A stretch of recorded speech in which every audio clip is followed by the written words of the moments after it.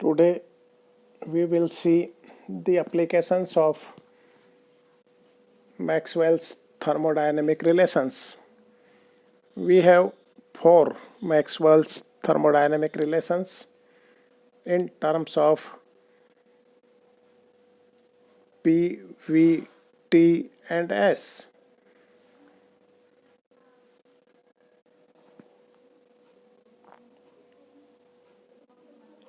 So we have to remember these Maxwell's four thermodynamic relations.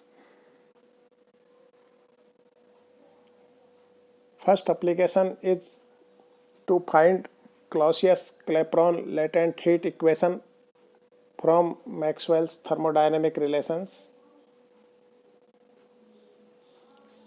To find Clausius-Clapeyron latent heat equation from Maxwell's thermodynamic relation, we use this thermodynamic relation, Maxwell's second thermodynamic relation, that is delta P upon delta T at constant V equal to delta S upon delta V at constant T.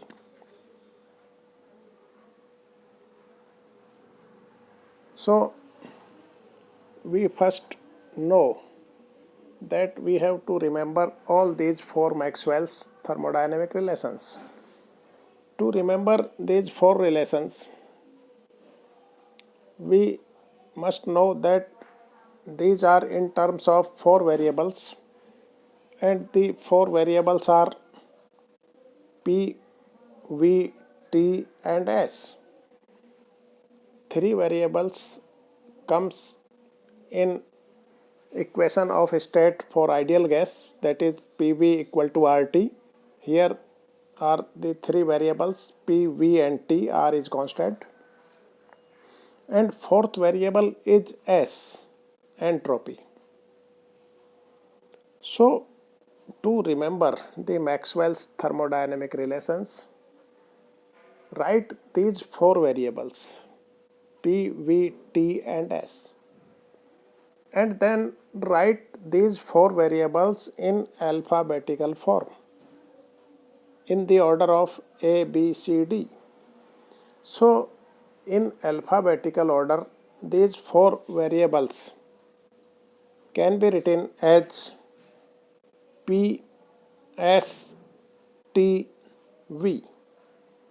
This is the alphabetical order of these four P, S, T, V. Now, to find four Maxwell's relations, we first write in this order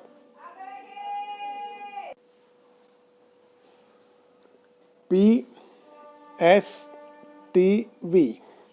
First we write horizontally. From left to right, we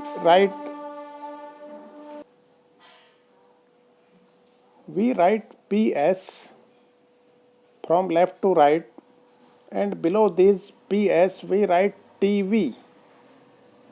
So we find this equation PS from left to right and TV, this is also from left to right. First we write PS, then we write below it T and V. This is the order PS, TV, left to right. Then we make sign of differentiation so that it become delta P upon delta T equal to delta S upon delta V.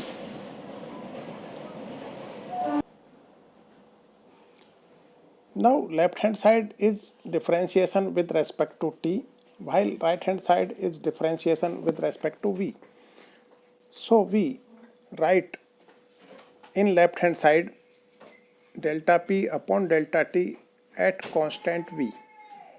This constant V is written because right hand side we have differentiation with respect to V, and in right hand side we write at constant T because there is differentiation with respect to T in left hand side. So we write P, S, T, V in alphabetical order and write in this way from left to right, PS above and TV below, so that it becomes delta P upon delta T equal to delta S upon delta V. Then we put the sign what is keep constant. In right hand side, differentiation is with respect to V, so this V is kept constant in left hand side, and in left hand side we have differentiation with respect to T, so this T is kept constant in right hand side. This is one of the Maxwell's thermodynamic relations. In other Maxwell's relation, we also write in a similar manner. From left to right we write PS, but now we write TV above and PS below. PS is written in a similar manner from left to right, but it is right below TV.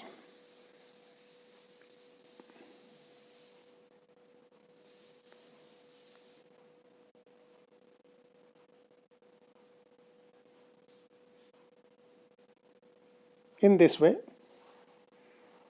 PS and TV. Now PS is below, TV are above. So we get delta T upon delta P equal to delta V upon delta S. Now right hand side is differentiation with respect to S, so this S is kept constant in left hand side, and left hand side is differentiation with respect to P, so this P is kept constant in right hand side, and we get this Maxwell's relation delta T upon delta P at constant S equal to delta V upon delta S P. So these are two Maxwell's relations in which we write PS and TV from left to right. Once PS above and then PS below. Now we write in a similar order PS and TV, but now up and down.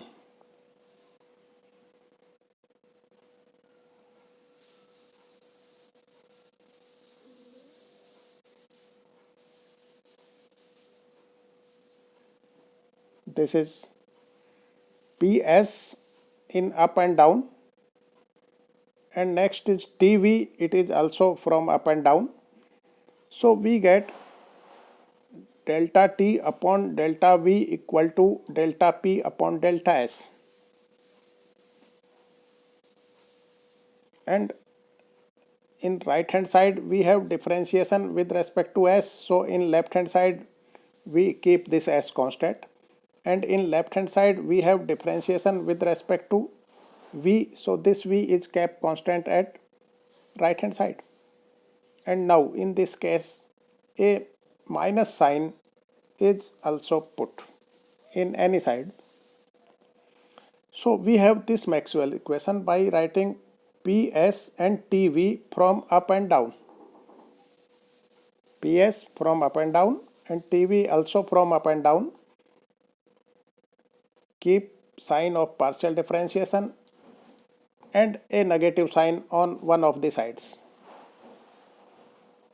And in the last we write in this order PS TV, but this is from PS up and down. Now we write PS from down to up.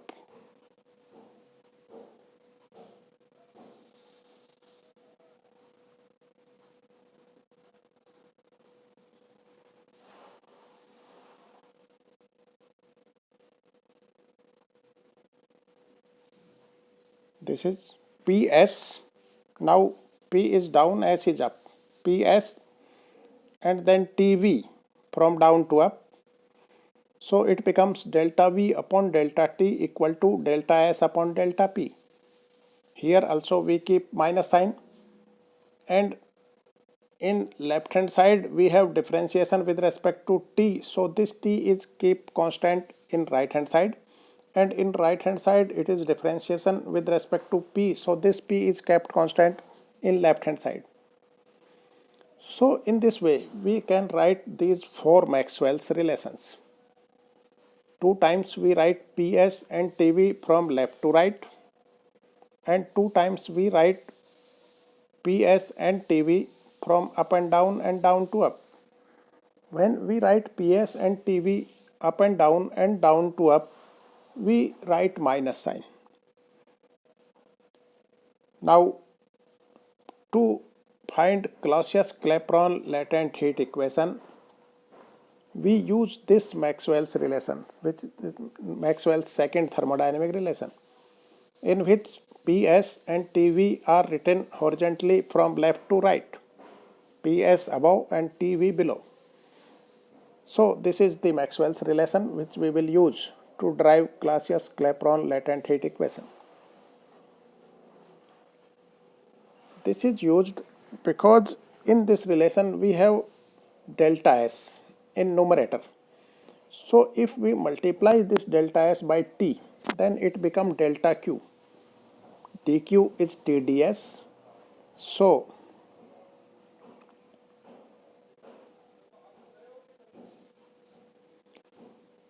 we use this Maxwell's relation which have delta S in numerator, so that if we multiply by T on both the sides, then T delta S becomes delta Q from second law of thermodynamics.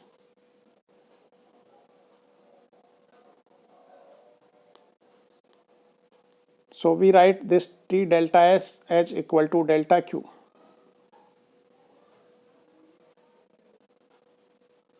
Now this equation is T delta P upon delta T at constant V equal to delta Q upon delta V at constant T. In right hand side, delta Q is the heat and delta V is the change in volume, and it is at constant temperature T. When a substance change in its state, that is, if substance change from solid state to liquid state or from liquid state to gaseous state, some heat is required. In this case, temperature T remains the constant, only state is changing. For example, we want to convert 0 degree centigrade ice into 0 degree centigrade water. Then temperature is same 0 degree centigrade, but solid state is converted into liquid state. In this case, the heat required is latent heat. So when we change the state from solid state to liquid or liquid to gas, temperature remains same. When we change solid state to liquid state, this temperature is melting point, and if we change from liquid state to vapor state or gaseous state, then it is steam point. But in this case, this heat delta Q is the latent heat. If latent heat we write by capital L for mass, unit mass, then delta Q is L, latent heat for unit mass. Then we write this delta V, change in volume, as V2 minus V1 if volume is changing from V1 to V2. These volumes are volumes for unit mass. V1 is initial volume and V2 is final volume, so that change in volume delta V is V2 minus V1. These V1 and V2 are volumes of unit mass and we call them specific volume. So in this equation, we write delta Q equal to L, that is latent heat, and delta V equal to V2 minus V1. Then this equation becomes T delta P upon delta T at constant V equal to L upon T into V2 minus V1, or delta P upon delta T at constant V equal to L upon T into V2 minus V1. This is Clausius-Clapeyron latent heat equation. And from this equation, we can find the effect of pressure P on boiling point or melting point. In left hand side we have delta P upon delta T. So we can find the effect of pressure P. T can be melting point or it can be boiling point. When T is boiling point, so at boiling point the liquid state change into gaseous state. In this case volume is always increases. So when at boiling point liquid state converts into gaseous state, volume increases, V2 is greater than V1, so right hand side will be positive. And if right hand side is positive, then left hand side will also be positive. It means that if we increase P, T must be increases. So if pressure is increased, now T is boiling point, so boiling point will also increases. This is the effect of pressure on boiling point. If pressure is increased, boiling point also increased. Now if we want to see the effect of pressure on melting point of solids, if substance convert into from solid state to liquid state, in this case we also found that in most of the cases volume increases. In most of the cases, not for all the cases. So in those most of the cases in which volume is increasing, V2 is greater than V1, right hand side is positive, left hand side will also be positive, and then now the T here is melting point. So when we increase P, T increases. So with increase in pressure P, melting point will increases. This is the case when the volume increases, when substance convert from solid to liquid state, which is in for most of the cases. But in few cases, such as water, when ice converts into water, in this case volume decreases, V2 is less than V1, so right hand side is negative, then left hand side will also be negative. So in such cases when pressure P increases, T, that is melting point, will decreases. In this way we can find the effect of pressure P on melting point or boiling point.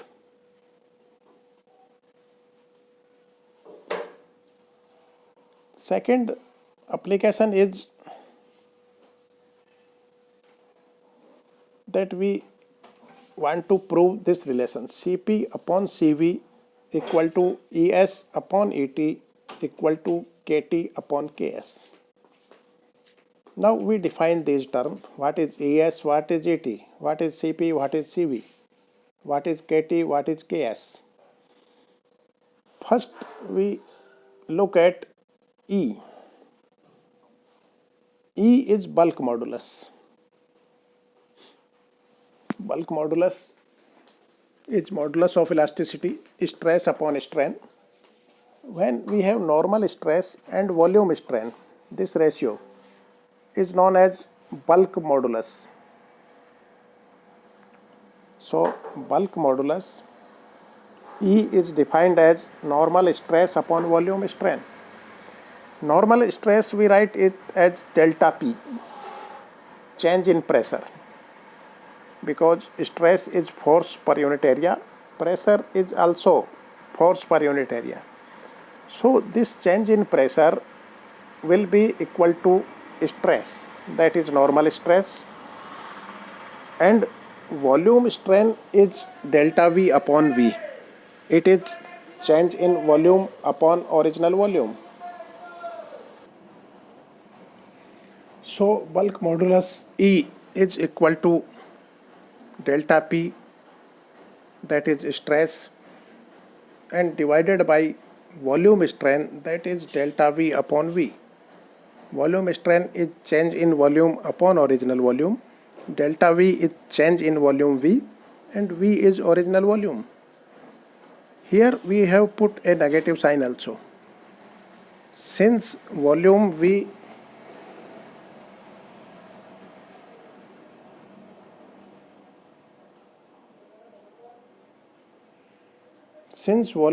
decreases with increase in P, that's why negative sign is introduced.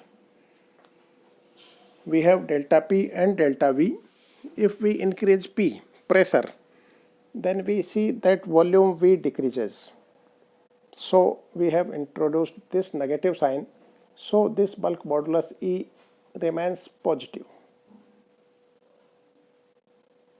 Now this bulk modulus E will be equal to minus V delta P upon delta V. There are two types of bulk modulus E. One we write as ES and second we write as ET. ES is bulk modulus when entropy S remains constant, and entropy S remains constant for adiabatic process. So it is bulk modulus for adiabatic process, ES. In adiabatic process, entropy S remains constant, so adiabatic bulk modulus. It is known as adiabatic bulk modulus, ES. So in right hand side we write delta P upon delta V at constant S. So ES, adiabatic bulk modulus, is equal to minus V delta P upon delta V at constant S. Similarly, other is isothermal bulk modulus. We write it as ET because in this process temperature T remains constant for isothermal process. So ET now will be equal to minus V delta P upon delta V at constant T. So we have two types of bulk modulus. One is ES, other is ET. For ES, S is constant. For ET, T is constant. S is constant, entropy is constant for adiabatic process. So it is for adiabatic process we have ES, and T is constant for isothermal process. So for isothermal process we write it as ET. These are the definitions of ES and ET, and we have to prove Cp upon Cv equal to ES upon ET. So we have defined ES and ET. Now we will define Cp and Cv.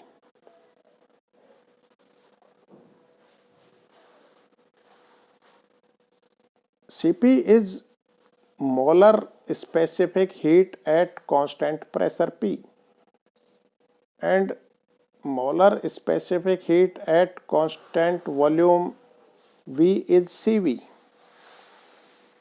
So there are two types of molar specific heat, Cp and Cv.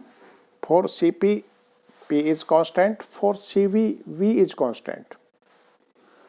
And definition of molar specific heat, capital C, is delta Q upon delta T.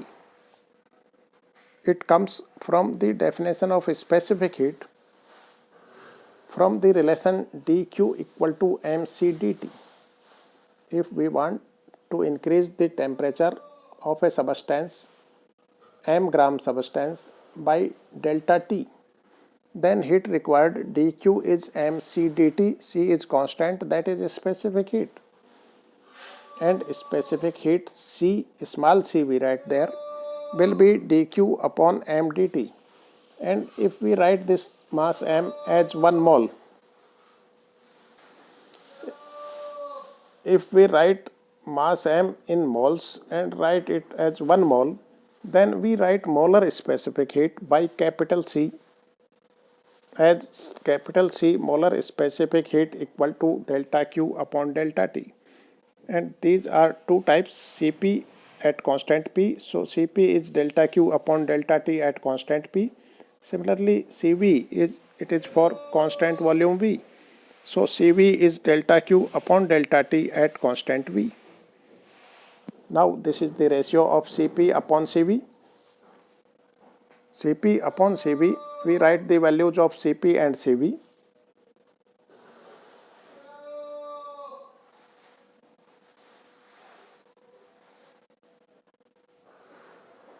And now we write for delta Q as T delta S from second law of thermodynamics, dq equal to T ds.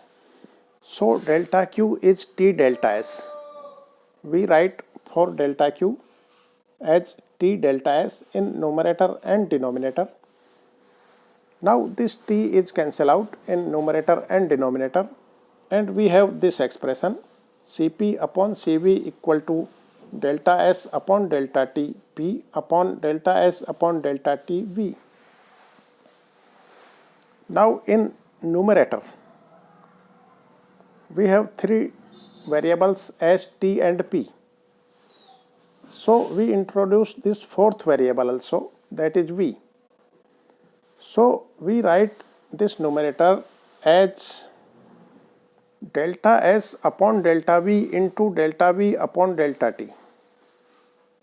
Multiply by delta V and divide by delta V, so that this delta S upon delta T becomes delta S upon delta V into delta V upon delta T. Because in numerator we have three variables S, T and P, so we introduce fourth variable V in this way, and we have numerator equal to delta S upon delta V into delta V upon delta T. Both are at constant P. Similarly, in denominator we have three variables S, T and V. Fourth variable is P. So we introduce this fourth variable P and write it as delta S upon delta P into delta P upon delta T. Multiplying by delta P, divide by delta P. These both are at constant V.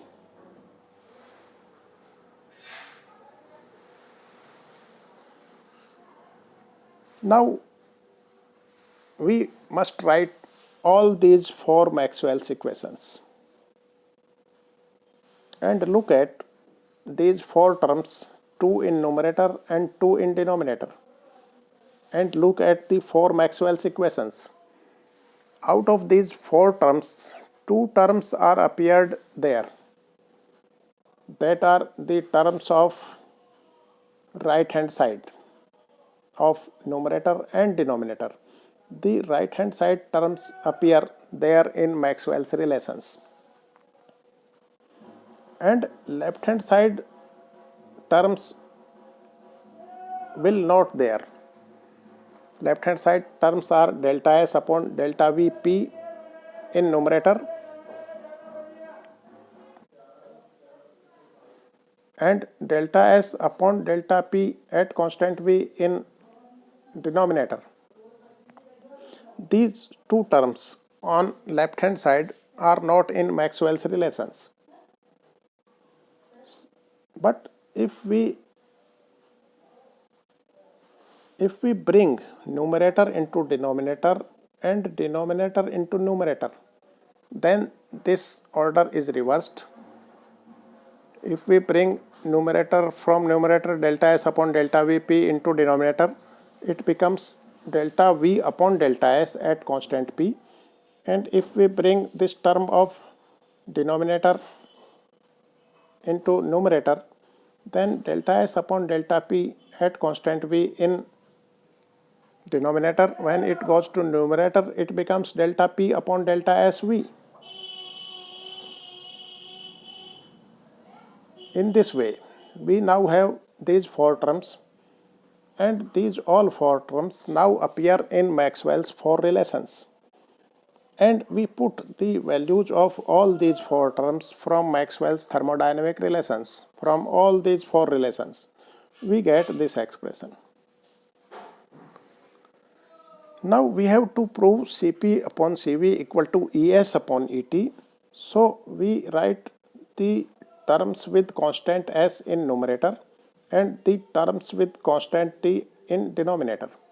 So we bring this term from, we bring delta t upon delta p at constant s, which is in the denominator, we bring it into numerator,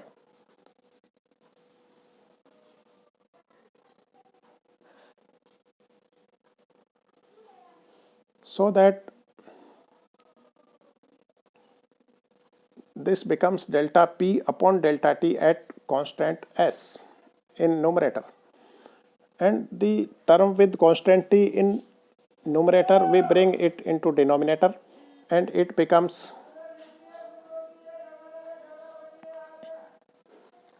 delta p upon delta s at constant t. Now in numerator delta t is cancelled and remaining term is delta p upon delta v, it is at constant s, and in denominator delta s is cancelled and we have delta p upon delta v at constant t.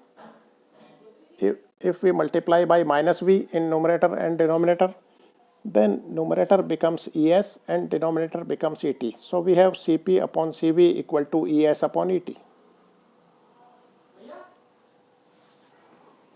Now compressibility K is inversely proportional to bulk modulus E. That is, K is proportional to 1 upon E. So as E is proportional to 1 upon K, so Es upon Et equal to Kt upon Ks. So we have Cp upon Cv equal to Es upon Et equal to Kt upon Ks.